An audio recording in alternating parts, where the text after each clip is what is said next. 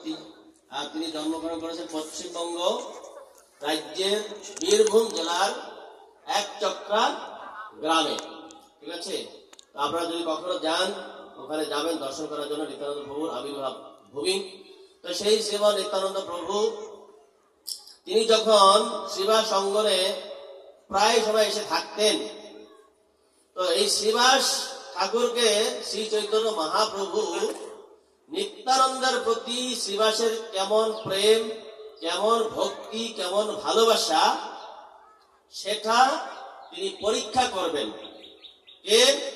শ্রী চৈতন্য মহাপ্রভু স্বয়ং। এখানে যারা নামহট্টের ভক্তবৃন্দ রয়েছেন, নামহট্টের গণ রয়েছেন, নিত্যানন্দ সেবক রয়েছেন, নিতাই করে সেবা রয়েছেন বা ভগবানের সেবক রয়েছেন, দেখেন এই জগতে বর্তমানে প্রেম ভালোবাসার বহু ছড়াছড়ি হচ্ছে।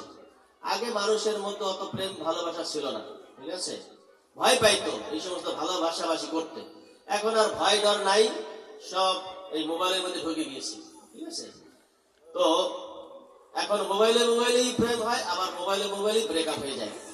তো আপনার নিত্যানন্দের প্রতি যে ভালোবাসা, প্রেম কেমন, সেটা যদি শ্রী চৈতন্য মহাপ্রভু আপনাকে কখনো পরীক্ষা করতে আসে,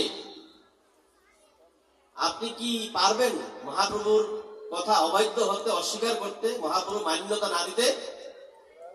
শ্রীবাস ঠাকুরকে শ্রী চৈতন্য মহাপ্রভু পরীক্ষা করছে কি, শ্রীবাসের নিত্যানন্দের প্রেমটা কেমন, শ্রীবাসের নিত্যানন্দের ভক্তিটা কেমন, এটা আমাকে একটু জাস্টিফাই করতে হবে।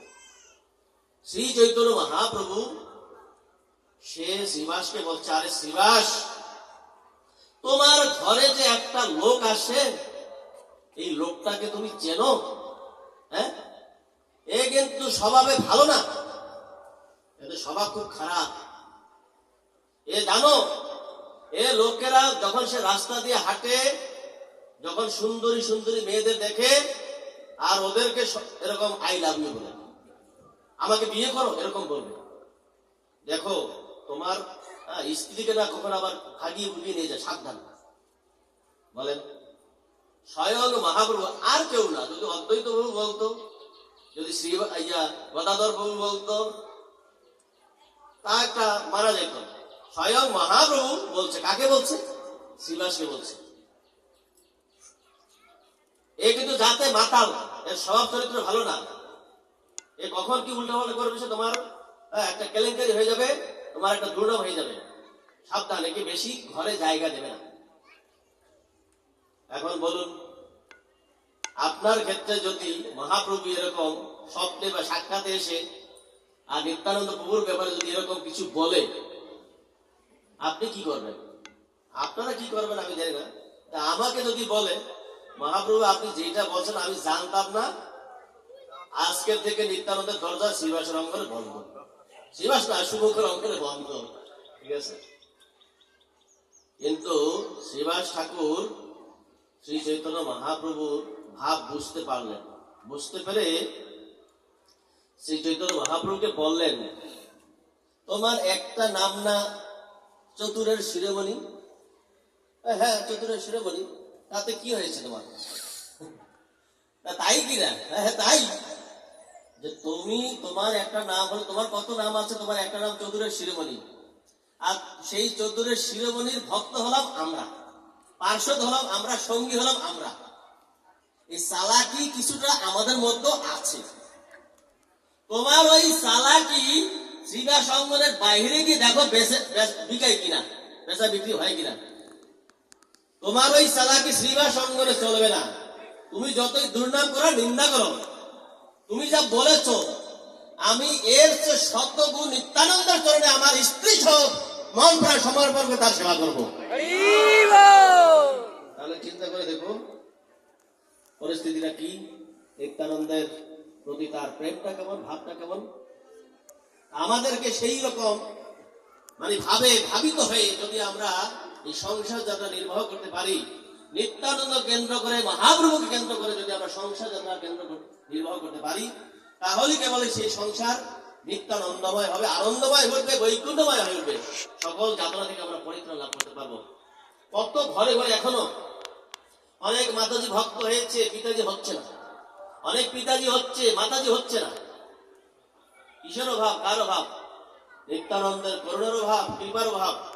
আমাদের একজন ভক্ত আছে, আপনার আর্মির একজন রিটায়ার্ড অফিসার, ওনার বাড়ি হলো দিনাজপুরে, নাম হলো মেজর ইন্দ্রজিৎ কুন্ডু।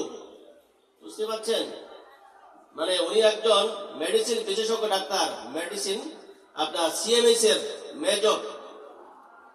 সেই ইন্দ্রজিৎ কুন্ড মহাশয় কিভাবে শ্রীম নিত্যানন্দ প্রভুর কৃপা লাভ করে এই ভক্তি জীবনে প্রবেশ করলেন। অতবার একজন পদবীধারী লোক, যার সিগারেট খাওয়ার পয়সা লাগে না, পান খাওয়ার পয়সা লাগে না, মদ খাওয়ার পয়সা লাগে না, পার্টিতে থেকে পয়সা লাগে না, ফুর্তি করতে পয়সা লাগে না, বিদেশে ভ্রমণ করতে পয়সা লাগে না। এত সরকারের সুযোগ সুবিধা পাওয়ার পরেও আজকে সেই মেজর সাক্ষাৎ এখনো বেঁচে আছে। আমাদের স্বামীবাগে প্রতি শুক্রবার করে তিনি আসেন, ফ্রি চিকিৎসা দেন, ভক্তদের সেবা করেন। আমরা যখনই রাত 12টা একটা ফোন দেই, ফোন রিসিভ করে চলে আসেন, প্রভু কি সেবা করতে হবে বলেন। এত অনুপ্রাণিত ভগবত সেবার জন্য, নিত্যানন্দ প্রভু সেবার জন্য। নামহট্ট প্রচারে কত উদ্বুদ্ধ, দেখতে পারবেন, বুঝতে পারবেন। আমরা তো এখানে অনেক মেজর নই, আর্মিও নই, লেফটেন্যান্টও নই, কর্নেলও নই। আর যদি ওরকম পদবী হই, বাবা রে বাবা, আমারও দর্শন পাইতে কত টিকিট লাগবে। সেই লোকও তার মাতাজিকে ভক্ত বানাতে পারেননি। ঠিক আছে, আজ পর্যন্ত তার একটা ছেলে একটা মেয়ে, সেই ছেলে মেয়েকে এবং মাতাজি যে আমাদের রাধা গোবিন্দের একটু চরণ দর্শন করাবেন, সেই দর্শনটুকু আজ পর্যন্ত করাতে পারেননি। তার মানে তো তিনি বসে থাকতে পারেন না, পিছিয়ে থাকতে পারেন না, চুপ করে থাকতে পারেন না। তিনি চলেছেন নিত্যানন্দ প্রভুর চরণ মস্তকে ধারণ করে সেই নবদ্বীপ ধামের অন্বেষণে, বৃন্দাবন ধামের অন্বেষণে, যেটা আমাদের জীবনের লক্ষ্য, যেটা আমাদের পরম পাথেয়, যেটা লাভ করার জন্য দেহ, এই জীবন, এই জন্ম। আজকে সেই জন্ম, সেই জীবন, সেই সুযোগ লাভ করে আমরা কত দিকে ছুটোছুটি করছি, কত দিকে তাকাচ্ছি, কত দিকে কি শুনছি, এটা আমাদের জীবনের লক্ষ্য নয়। শ্রীমৎ নিত্যানন্দ প্রভুর কৃপায় সেই ভদ্রলোক প্রতিদিন রাত 3টায় উঠবে, স্নান করবে, তিলক করবে, নিজে রান্না করবে, ভোগ লাগাবে, কীর্তন করবে, প্রচার করবে, ডাক্তারি করবে। আমার একটা বড় হাসপাতালের উনি ইনচার্জ, মহাকালীতে আমি গিয়েছিলাম ওনার চেম্বারে। সবসময় ধুতি পরে, পাঞ্জাবি পরে, তিলক করে রুগী দেখবে। যদি আপনার হিন্দু রুগীরা যায়, উনি এইভাবে চিকিৎসা করে, দেখো আমার ওষুধে তোমার শরীর ভালো হবে অর্ধেক, আর তুমি যদি শ্রীম নিত্যানন্দ প্রভুর চরণ, নিত্যাই গৌরের চরণ আশ্রয় করে থাকতে পারো, হরিনামের মালায় জপ কীর্তন করতে পারো, আর সেইভাবে তোমার রোগ সারবে অর্ধেক। এইভাবে করে তিনি প্রচার করছেন, ভক্ত সেবা করছেন। কত ভক্ত তৈরি হচ্ছে তার মাধ্যমে।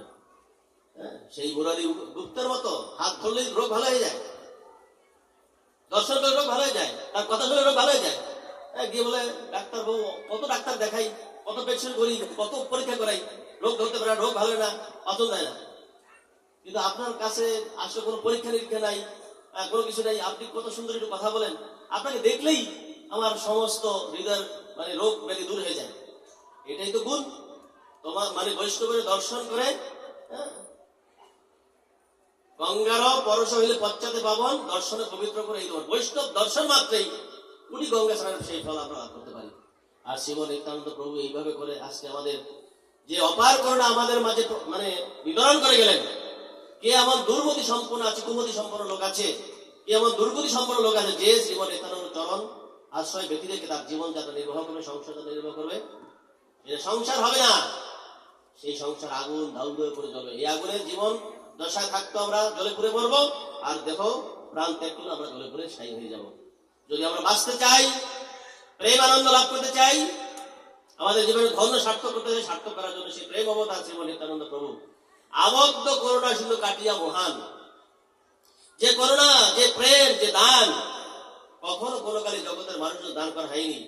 সেই বৃন্দাবনের করুণা শ্রীম নিত্যানন্দ লাঙ্গল দিয়ে সেটাকে বান কেটে দিলেন। আর সেই প্রেরণা সারা জগতের মানুষ নির্বিচারে হরিনামের মাতরা হেসে শ্রীম নিত্যানন্দ প্রভুর চরণ আশ্রয় গ্রহণ করছে।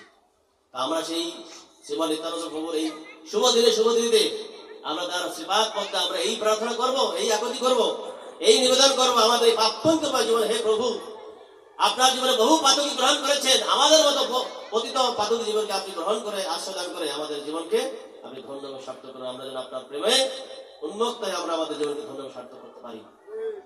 সেটাই হোক আমাদের এই নিত্যানন্দ ত্রয়োদশীর মূল উদ্দেশ্য। এটা যদি আমরা করতে পারি, এখানে অনেক ভক্ত যোগদান করেছেন, অনেক নামভক্তের ভক্তরা এসেছেন।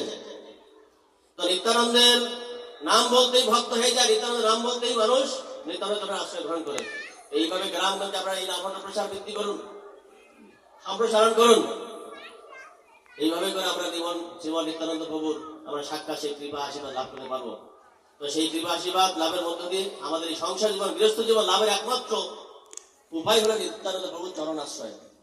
যত যাই কিছু হোক, নিত্যানন্দের চরণ আশ্রয় আমাদেরকে পরিত্যাগ করা যাবে না, ঠিক আছে? আর নাইকো গলির ভয়, তাই করেছি নিতাইয়ের চরণ আশ্রয়। যদি আমরা গলির ভয় থেকে মুক্ত হতে চাই, পরিত্রাণ পেতে চাই, তাহলে শ্রীমান নিত্যানন্দ প্রভুর চরণ আমাদেরকে আশ্রয় গ্রহণ করতে হবে। তো যাই হোক, আমি আর আলোচনা দীর্ঘায়িত করবো না। ইতিমধ্যে প্রায় 4টা বাজতে চললো, 10 মিনিট বাকি আছে।